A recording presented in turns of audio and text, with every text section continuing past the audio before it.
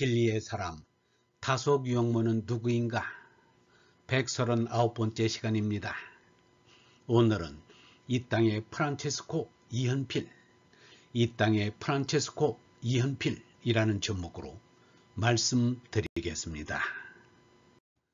신앙은 학문 이상이지만 학문화가 되어야 합니다. 그러나 이세종의 신앙사상에는 학문화할 사상이 보이지 않습니다. 그런데도 자신의 재산을 어려운 이웃에 나누어주는 것은 탐욕을 버리지 않고는 불가능합니다. 2번이나 집을 나가 남의 계집이 되어 있는 아내에게 꾸중 한마디 하는 것은 지네를 버리지 않고는 불가능합니다. 자기의 젊은 아내가 성적인 불만으로 집을 나가도록 아내를 멀리한 것은 치정을 버리지 않고는 불가능합니다. 이렇게 급기할 수 있었던 것은 성령의 은혜 없이는 이루어지지 않습니다. 이 세종의 마음에는 산속 옹달샘처럼 성령의 생수가 샘솟았습니다. 그리하여 진리에 목마른 이들이 이세종에게로 찾아왔습니다.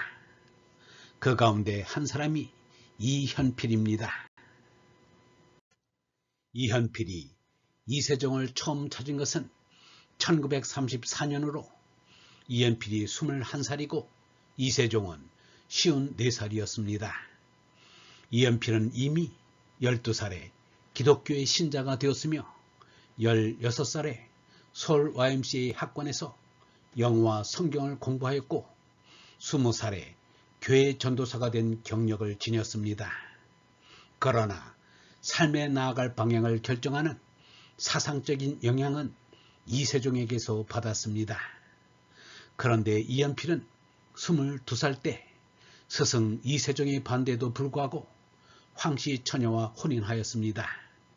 이현필이 혼인했다는 소식을 들은 스승 이세종은 실망하면서 참 좋은 인재를 놓쳤구나 라고 탄식하였습니다. 그런데 이세종의 가르침의 효력이 한 발 늦게야 나타나기 시작하였습니다. 이현필은 아내와의 신혼생활의 단꿈을 깨자마자 신부에게 이제부터 남매로 살자면서 누이라 부르기 시작하였습니다. 100년 해로하겠다는 서약에 결혼식을 올린 지 2달도 안 되었습니다. 신부에게는 마른 하늘에 벼락 맞는 일이었습니다. 어느 아내가 남편을 놓치려 하겠는가? 아내는 아직 종교 사상에 대해서는 아무것도 몰랐습니다. 톨스토이가 가출했을 때 톨스토이의 부인은 거의 70살이 되었는데도 인사불성이 되도록 소란을 피웠습니다. 아내가 앞문을 열고 침실에 들어오면 남편은 뒷문을 열고 달아났습니다. 여러 번 이러한 수모를 겪자 아내는 치미는 분노를 참지 못하여 부끄럼도 있고 칼을 들고 남편 뒤를 쫓으며 너 죽고 나 죽자며 목매이게 소리쳤습니다. 사실 아내는 남편을 죽이고 자신도 자결하고 싶었습니다. 그래도 아내는 2년 가까이 남편과 금실 좋게 지낸 지난날을 그리며 남편이 다시 돌아오기를 기다렸습니다. 그러나 한 번 나간 남편은 함흥차사인 양 종무 소식이기가 일쑤였습니다. 오랜만에 돌아와서도 아내를 전갈보듯 피하니 사람으로서 못 참을 일이었습니다. 그러기를 5, 6년 이현필의 아내 황여인은 소망맞은 한을 품고 스스로 집을 떠났습니다. 이세종, 이현필이 가르친 신앙사상의 핵심은 남녀가 혼인하여 이루는 가정생활을 부인하는 것입니다. 부인할 정도가 아니라 제약시하였습니다. 그들을 따르는 제자인 수녀 수사들에게 결혼이 나쁘다는 것을 세뇌시키는 것이 그들의 으뜸되는 가르침이었습니다. 이현필도 이 점을 알고 있었기에 죽기 전에 이러한 말을 하였습니다. 제가 오늘 이대로 죽으면 나는 천국에서 예수님에게 역적 같은 놈이 되리라 느낍니다. 그동안 제가 절대 선행을 강조해왔던 까닭에 나를 따르는 이들을 온통 철저한 율법주의자로 만들어버렸습니다. 예수는 가정을 초월하였습니다. 가정은 수성의 소산이지 영성의 소산이 아닌 것입니다.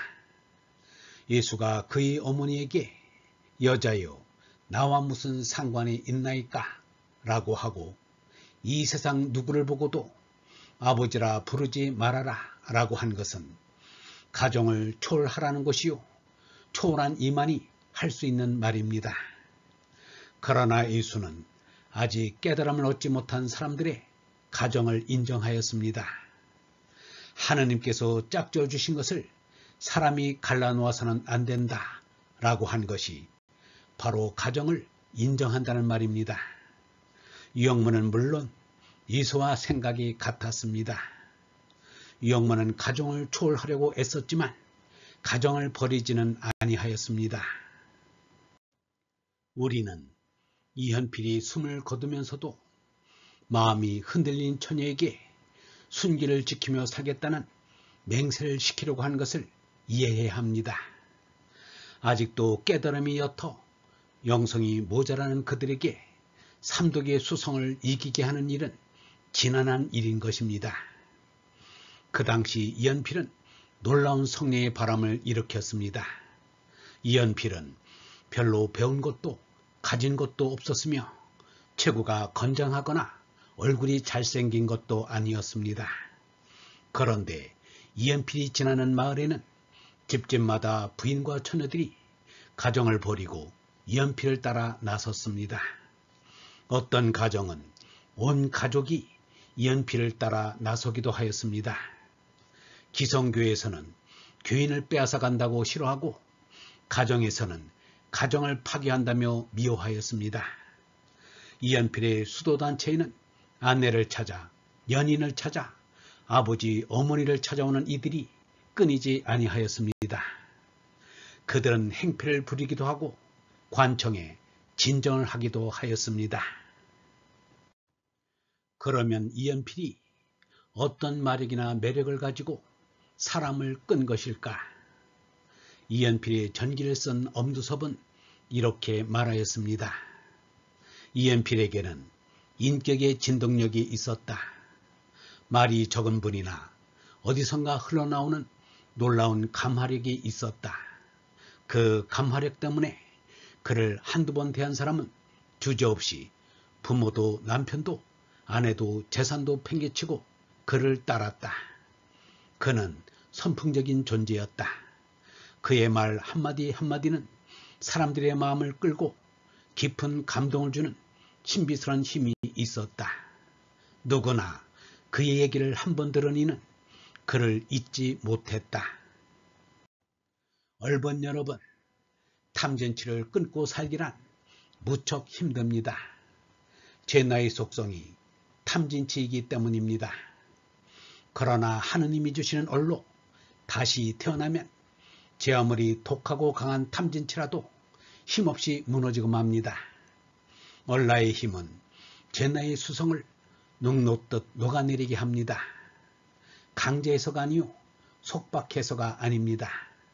주인의 힘이요 하늘의 힘이요 사랑의 힘입니다. 우리의 신앙은 죄나라로는 죽고 얼라로 거듭나는 것입니다. 이 이상도 아니고 이 이하도 아닙니다.